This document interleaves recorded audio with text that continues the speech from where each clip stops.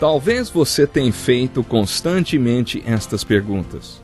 Onde posso encontrar refúgio num mundo cheio de conflitos? Ou, como e onde posso encontrar força para vencer nesse mundo que oferece tantas derrotas? Acompanhe agora com o pastor Edson Bruno mais um programa Encontro com a Palavra.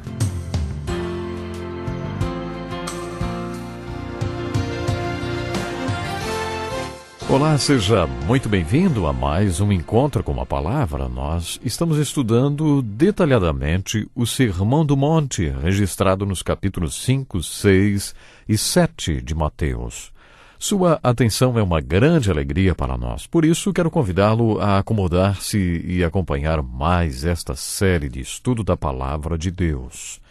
No último programa falamos sobre as multidões e todos os seus problemas e sobre como Jesus tratou deles e curou aquela gente de todo tipo de doença física, emocional, mental e espiritual, e depois se retirou para o alto de um monte próximo ao mar da Galileia, para o topo de uma montanha. Jesus convidou alguns discípulos para acompanhá-lo e ali apresentou a eles o ensino que encontramos nos capítulos 5, 6 e 7 de Mateus. Marcos apenas conta que depois Jesus designou 12 daqueles discípulos para ficarem com ele e serem enviados para pregar. Marcos citou os nomes dos 12 apóstolos. No relatório de Mateus, lemos sobre tudo o que aconteceu neste retiro. Mateus também fala das multidões com todos os seus problemas. Nos 2 primeiros versículos do capítulo 5 está escrito: vendo as multidões e todos os problemas que elas representavam, Jesus subiu ao monte e se assentou. Seus discípulos aproximaram-se dele. Marcos conta que eles foram convidados por Jesus e ele começou a ensiná-los. A partir daí, Mateus começa a relatar o ensino de Jesus. Conforme comentamos no último programa, de acordo com o versículo 13 do capítulo 7, Jesus encerrou o retiro fazendo um desafio. O convite era mais ou menos este: vocês querem fazer parte dos muitos ou dos poucos, hein? Vocês são dos falsos ou dos verdadeiros? Vocês são dos que só falam ou dos que fazem? Puxa, um desafio e tanto, não é verdade? Depois de compreender bem o contexto deste ensino, você também se depara com uma decisão a tomar. Outro desafio lançado por Jesus é esse aqui: você é parte do problema ou da solução? Talvez só o fato de frequentar uma igreja signifique que você queira fazer parte da solução e da resposta. Isso divide o mundo em 2 categorias: os que são parte do problema e os que são parte da solução. Esperamos que todos dentro das igrejas de Jesus Cristo sejam de alguma forma parte da solução. Os problemas existem lá fora, entre as pessoas que não conhecem a Cristo nem o Evangelho de Jesus Cristo. Mas a maneira como este ensino terminou nos mostra que isso não é necessariamente verdadeiro. O ensino começa com o desafio: onde você está? Você está no sopé do monte e é apenas parte do problema? Apenas mais uma montanha de dúvidas? Ou você está no topo do monte com Jesus sendo treinado, aprendendo a ser parte da solução? Para aqueles que estão no topo do monte com Jesus, o desafio é outro. Talvez devamos colocar em outras palavras: se você está na igreja de Jesus Cristo e professa que é parte da solução e resposta dele, o desafio é: que tipo de solução é você? Daqueles que acham que o caminho é fácil? Ou daqueles poucos que sabem que não existe um caminho fácil? Você é um dos falsos, como na parábola do joio? Ou você é verdadeiro? Na parábola do joio, você é o trigo? E, finalmente, você é dos que falam ou dos que fazem? Bem, este foi o contexto do ensino do Sermão do Monte. Muito bem, nós falamos sobre o contexto. E o que dizer sobre conteúdo, hein? O que Jesus realmente ensinou neste primeiro retiro? Já expliquei o que quero dizer quando uso a expressão o primeiro retiro cristão, mas vou repetir: um retiro é um tempo que um cristão separa para se renovar espiritualmente. Vou me referir ao Sermão do Monte com esta expressão: o primeiro retiro cristão. No exército usa-se o termo retirar e a expressão bater em retirada, mas com uma conotação um pouco diferente. No contexto espiritual, um retirar-se ou ir para um retiro é sair um pouco do ritmo corrido da vida para um pouco de sossego, oração e reflexão. É nesse sentido que me refiro ao Sermão do Monte como o primeiro retiro cristão. Veremos que este sermão, na verdade, foi um ensino. Ele começou a ensiná-los, dizendo: assim, Jesus começou esse ensino e, ao final, Marcos escreveu: todos ficavam maravilhados com o seu ensino, porque lhes ensinava como alguém que tem autoridade e não como os mestres da lei, dando a entender que alguma coisa do que Jesus disse também foi ouvido pela multidão no sopé da montanha. Marcos começou e terminou com a descrição do que aconteceu lá. A primeira coisa que Jesus ensinou tem a ver com atitudes, as chamadas bem-aventuranças. São 8 as bem-aventuranças. Ouça com atenção.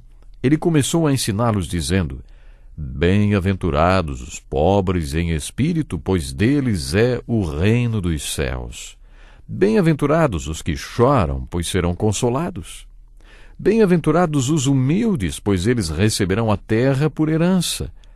Bem-aventurados os que têm fome e sede de justiça, pois serão satisfeitos. Bem-aventurados os misericordiosos, pois obterão misericórdia. Bem-aventurados os puros de coração, pois verão a Deus. Bem-aventurados os pacificadores, pois serão chamados filhos de Deus. Bem-aventurados os perseguidos por causa da justiça, pois deles é o reino dos céus. Jesus começou seu ensino no primeiro retiro, quando estava recrutando soluções e respostas, encarregados, discípulos e, por último, apóstolos. Ele iniciou este ensino falando de atitudes. Uma vez ouvi no rádio um pastor perguntando: você está todo enrolado, você está na pior. Está precisando de um check-up do pescoço para cima? Sabe que eu gostei daquela pergunta e da pregação dele? Ele disse que se alguém quisesse receber o seu livro, bastava escrever pedindo e o livro serviria como um check-up do pescoço para cima. Parece que Jesus também imaginou que se nós vamos ser a solução e a resposta dele aqui no mundo, precisamos de um check-up do pescoço para cima. Atitudes. Como as atitudes são importantes. Mais adiante neste ensino, Jesus mostra como podemos ter um corpo cheio de luz ou de trevas. Em outras palavras, podemos ser extremamente felizes ou extremamente tristes e deprimidos. A diferença está em como enxergamos tudo ao nosso redor. Jesus coloca nesses termos: os olhos são a candeia do corpo. Se os seus olhos forem bons, todo o seu corpo será cheio de luz. Mas se os seus olhos forem maus, todo o seu corpo será cheio de trevas. Portanto, se a luz que está dentro de você são trevas, que tremendas trevas são! O que Jesus está dizendo é que a diferença entre felicidade e infelicidade está em como enxergamos as coisas. Os olhos são usados simbolicamente nas Escrituras como sentido da perspectiva ou da disposição mental da pessoa. Como você enxerga as situações. Isso pode fazer a diferença entre luz e trevas, felicidade e infelicidade. O que queremos dizer quando perguntamos qual a sua visão sobre isso ou aquilo? No geral, estamos falando de atitudes. Dizem que quando ficamos velhos, nossas artérias ficam mais duras que as nossas atitudes. As pessoas se tornam mais amargas e infelizes, azedas e negativas e cada vez menos agradáveis. A atitude da pessoa é muito importante, pois Jesus inicia o seu ensino falando disto. Teólogos afirmam que quando estudamos o Sermão do Monte, observando o contexto no qual ele foi dado, percebemos a crise que envolvia tornar-se um cristão naquela época. Mas o que queremos dizer por crise em tornar-se cristão? Há muitas respostas para essa pergunta. No Evangelho de João, o apóstolo enfatiza o ato de crer. Se você crer, terá vida eterna, João ensina. Além disso, João também conta quem Jesus é, o que é fé e o que é vida eterna. Esta é a abordagem de João. Mas Mateus faz outra abordagem no seu Evangelho. Ele apresenta Jesus como um rei que tem um reino. Um reino é um domínio sobre o qual um rei governa e reina. Mateus mostra que Jesus era um rei. Como rei, rei dos reis e senhor dos senhores, Jesus estava recrutando súditos. A grande questão com a qual nos deparamos no início do Evangelho de Mateus e principalmente no início do retiro é descobrir se estamos dispostos a ser um dos súditos dele por causa do que você pode oferecer a ele e não por causa do que você pode aproveitar disso. Sempre que falamos sobre tornar-se um cristão, vem a pergunta: mas o que eu ganho com isso? Será que isso quer dizer que vou para o céu quando morrer? Serei mais feliz aqui na terra? O que isso tem para me oferecer? Nós sempre nos colocamos no centro de tudo, não é verdade? Mateus não faz essa abordagem. Desde o início, Mateus apresenta a crise que envolvia tornar-se um cristão. Você é parte do problema ou da solução? Você é parte da resposta ou você é mais uma montanha de dúvidas? Você está disposto a ser parte da solução e da resposta de Jesus? Você está disposto a ser um agente através do qual Jesus vai atender o mundo com suas soluções e respostas? Essa não é a abordagem de João.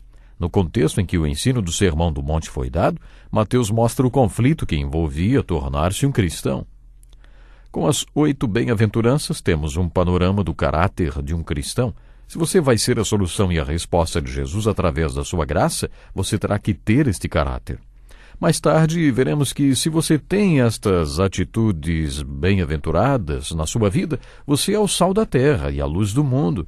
Jesus não está dizendo que devemos jogar um pouco deste sal sobre as pessoas e seus problemas, nem dar flashes com a nossa luz sobre eles.